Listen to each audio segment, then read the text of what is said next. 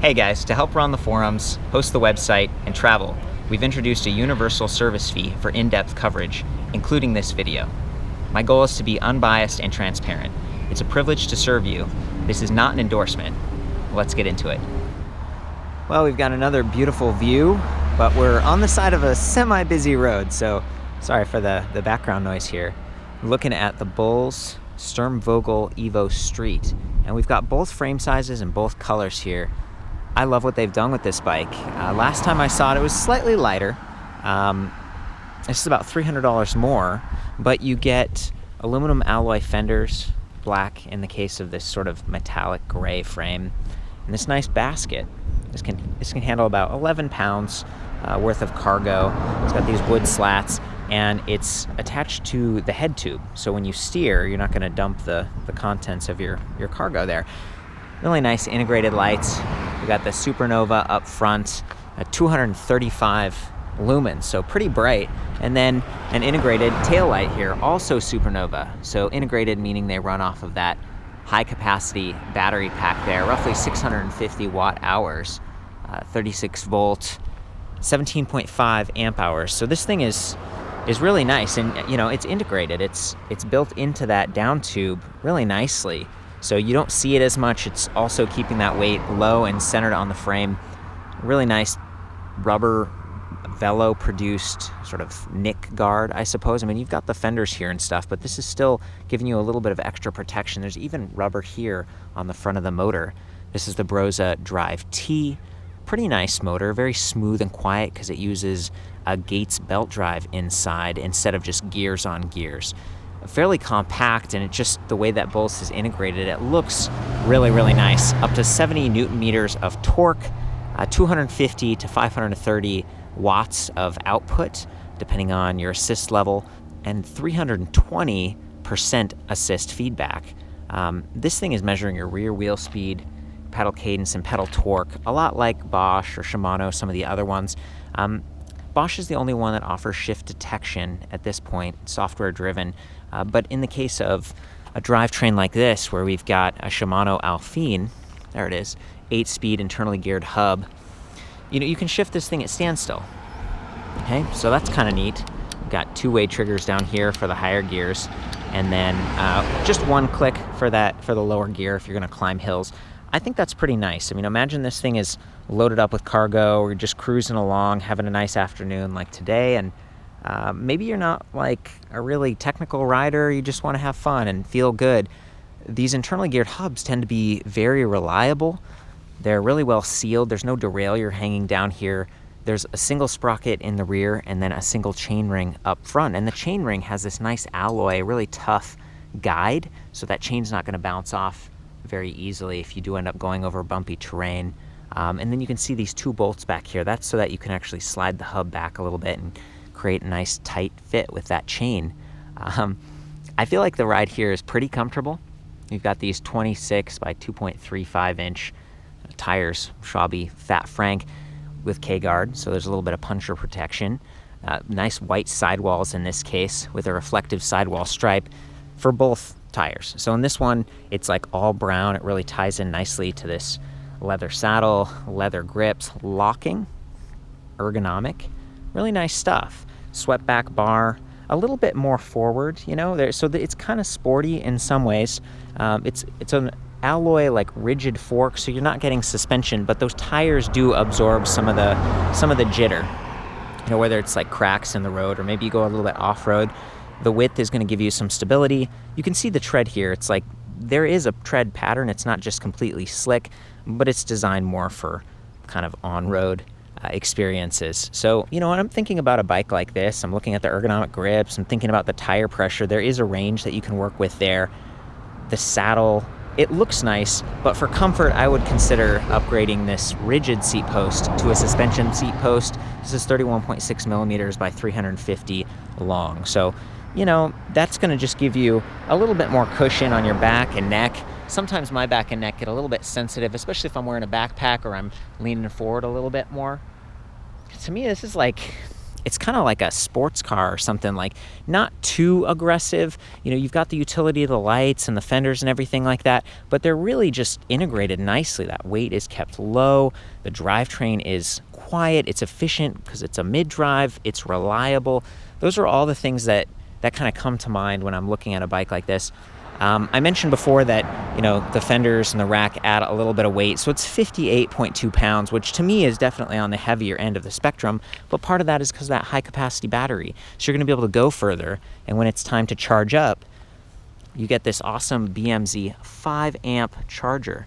It does weigh a little bit more. It's about 2.5 pounds. If you compare this to the Bosch charger that I really like, I'm always doting on that charger, that one's like, you know, 1.7 pounds, 4 amps. So this charger is going to go a little bit faster, helps to fill that battery a little bit quicker. You know, the basket's great for utility, but you've also got bottle cage bosses here on the down tube. So you could carry a drink and maybe get a side mounting cage, especially if you have the smaller frame, which we're looking at here. So I think it's 46 and then 51. It's so cool to have both of these things, and just the attention to detail, coming back to the silver accents and everything. Even the hub, I'm noticing the Shimano Alpine, it's silver in this case, and that is just so cool. You've got hydraulic disc brakes, 3-finger levers, 180 millimeters up front, 160 millimeters in the back. We've got this heavy adjustable length kickstand. It's tool free, so you can just spin that bottom there and sort of angle the bike up or down depending on your terrain, which I did a little bit here because we're just parked on the side of the road. Pretty nice stuff. So stopping power is addressed really well, and even the rims are white in this case, so they're matching. These are dual piston calipers. I feel like this is fine. This is a class 1 electric bike, so 20 mile per hour top speed is what we're working with. That's going to extend your range, and it means that you can ride on more locations. So if you do go on a little trail or something, you don't have to worry about, oh, is there a throttle, class 3? This is just pedal assist, pure pedal assist like that. Slightly wider rims here, nice 14 gauge spokes up front, and then they go a little bit thicker, 13 gauge in the rear to give you some strength. And these interesting pedals, I don't think these are the final ones actually. I think they look more like this over here. And I do apologize. I try my best to get everything just right, but some of these are demo bikes. They're coming back from events and rides. So, you know, it's sort of a snapshot, and I welcome your feedback in the comments in the video on YouTube or in the forums or maybe the full write-up. There's also rack bosses in the back. So, you know, there's even a threaded eyelet down here in addition to the dual struts on this fender. It's pretty sturdy. There hasn't been a lot of noise. You can see it bounce just a little bit, but that hasn't been producing a lot of noise. So there's always a trade-off. If you're going from like plastic, they tend to be light but sort of rattly. Steel, a little bit stiffer, stronger, but they can rust if they get scratched. So aluminum alloy is a good choice in this case. Just a nice setup all around. I think I'm gonna jump into the display system here. So the charger actually has this magnetic port right there. So you take this little plug out. There isn't a leash on this, so careful not to set it down and forget it. And if you kind of get it in the dirt, it can get a little bit dirty. Everything on this bike is like ingress protected. I think IP56, so it's pretty good, including the motor and everything. Got a nice shot of the Drive T on this side now. Brose does have like a new Drive S and Drive S mag, so this is sort of the like older, tried and true, but a little bit more basic motor. I'm gonna pop this back in, but imagine that you're plugged in and you're charging right there. I like that this port is raised a little bit, so it's not gonna get in the way of this crank arm if you accidentally pedal backwards or something. That is the case on some of the other BULLS bikes I've looked at. So we put the little plug in there. Seems like it covers it fairly well, but again, if you get dust and stuff in there, it's hopefully not gonna impact the battery because the electronics are fairly well sealed. And while we're on the topic of this, I'll show you the plug on the charger. It looks like that. You can charge these batteries on or off the frame, depending on your situation. You know, this is a nice looking bike. You might be parking it inside and just sort of plugging it in. Alternatively, you can take that battery pack out, and I think it's like 7.2 pounds, so you could reduce the overall weight of the bike pretty effectively that way. 15 millimeter through axle up front with quick release, so you could take that front wheel off as well. Those are just a couple of options, but you've still got the rack, you got the fenders, so I don't know, kind of keep that in mind when you're transporting, moving around.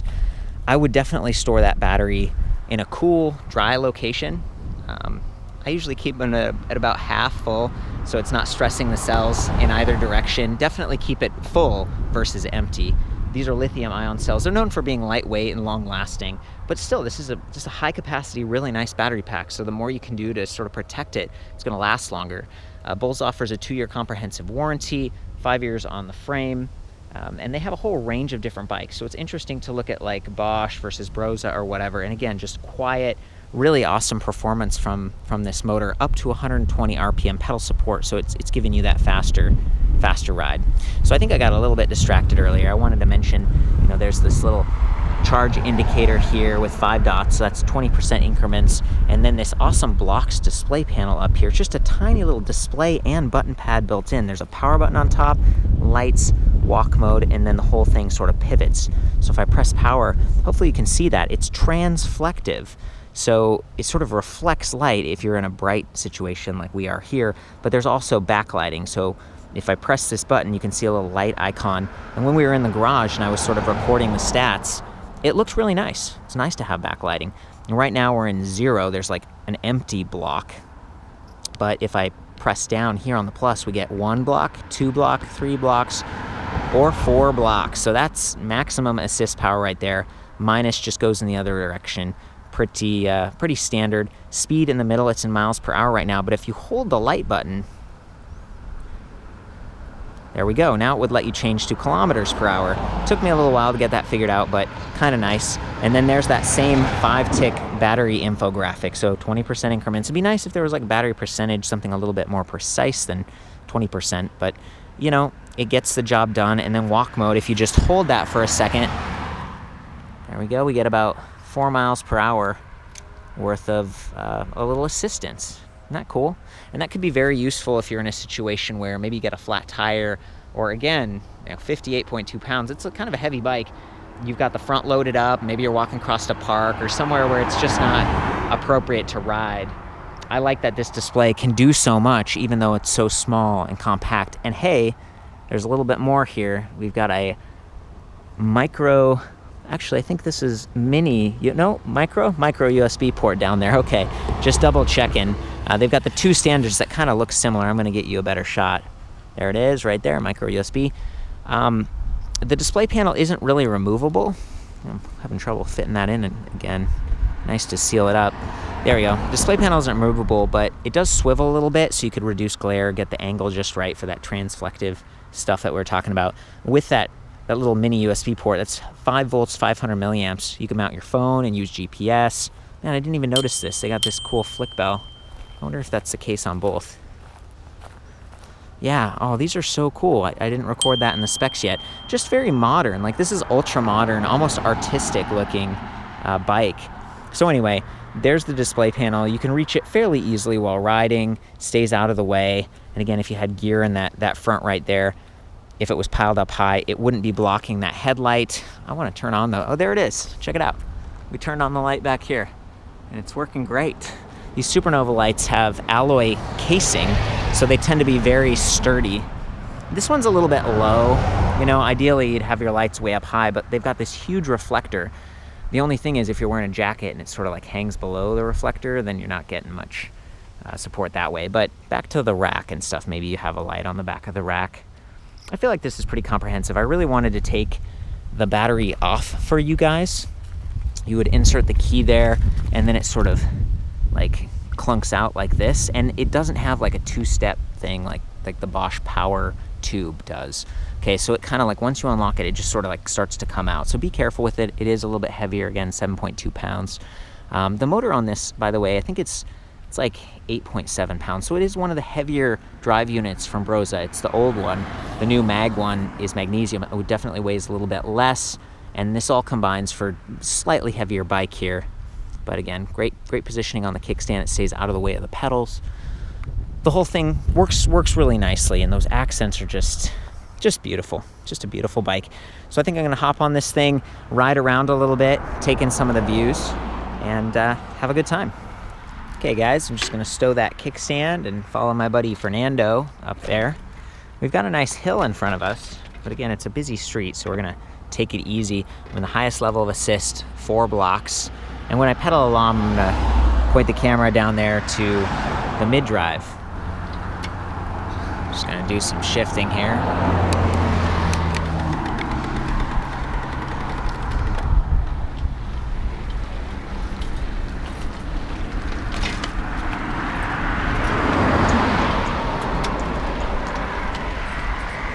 Looking good, buddy.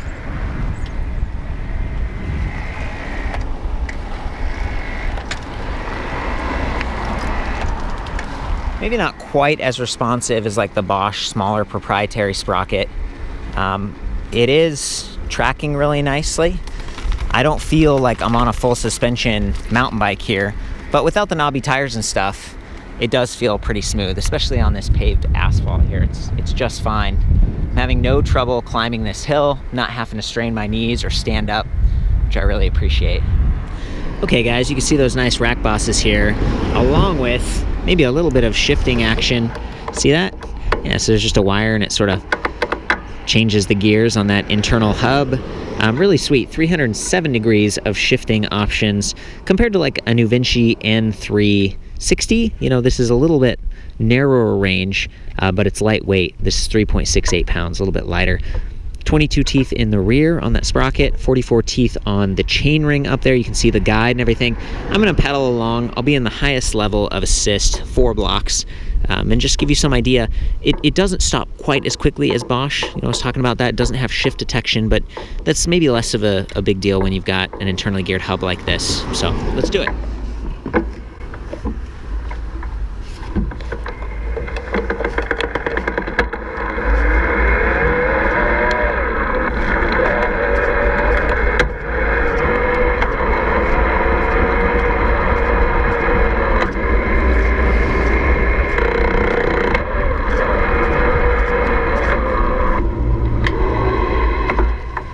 Might have heard the like clicking noise. It's because I was climbing a hill and I shifted gears, and it was basically giving me the feedback like I'm not going to change until the pressure comes off a little bit. So I just eased off my pedals.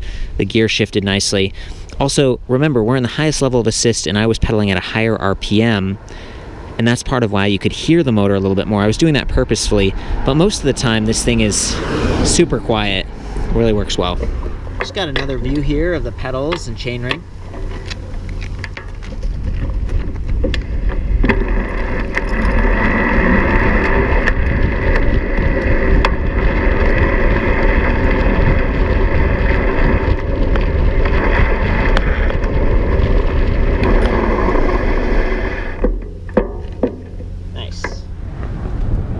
Go, and we're gonna have a nice downhill section here, but back to the disc brakes. It's nice to be able to stop the bike with just one hand really smoothly. The bike is so quiet.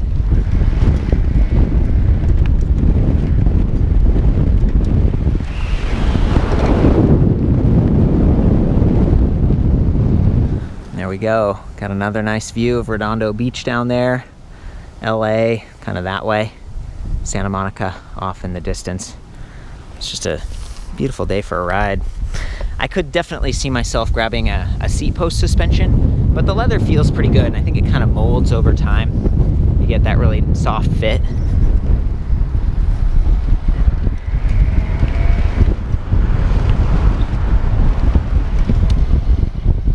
Woo! Okay, I think we're gonna load it up here. Guys, that is about it. Thanks for hanging out with me on the side of the road here. Been fun looking at these bikes. Always cool to get back-to-back comparison. I welcome your feedback on this. Maybe you have the older Sturmvogel. Hey, there he is. I got all the specs on that one as well. Nice to see a bike that's like, you know, $4,000 that uses premium drive system, nice integrated battery, and you know, I was talking about the chainring and stuff. There's zero drag on this, so if you're pedaling it just unassisted, this is the kind of bike that you can enjoy just cruising around the neighborhood with as well. It looks good, beautiful integration. I'm loving that. Actually, that EVO from BULLS stands for kind of like integrated hidden battery design. A lot of their bikes are starting to look that way. They were definitely a leader in that before as well. This is a German company that's been slowly entering the US maybe the past 3 years. Excellent warranty that I talked about. just the negatives here, the considerations, like, well, you know, you still are paying for like a more premium drive system. There's a little bit more weight here. You might do a couple little tweaks for comfort, depending on your ride situation. If I was just riding on roads like this, I wouldn't worry about it. It's back to like tire pressure based on your body weight. But otherwise, just a few little things you can do there. I'm not sure if I would actually consider replacing the fork. This is a tapered head tube, so you could put a nice suspension fork on it. But then again, it matches so nicely, and this gives you a really solid, like fluid feel compared to something that's sort of bending a little bit and a little bit of frame flex. This thing, it feels very rigid, and it's a little bit easier to lift up too if you're maybe putting it on your car or something like that. We've got a platform rack here, so it's less of an issue for us, but I think that's it.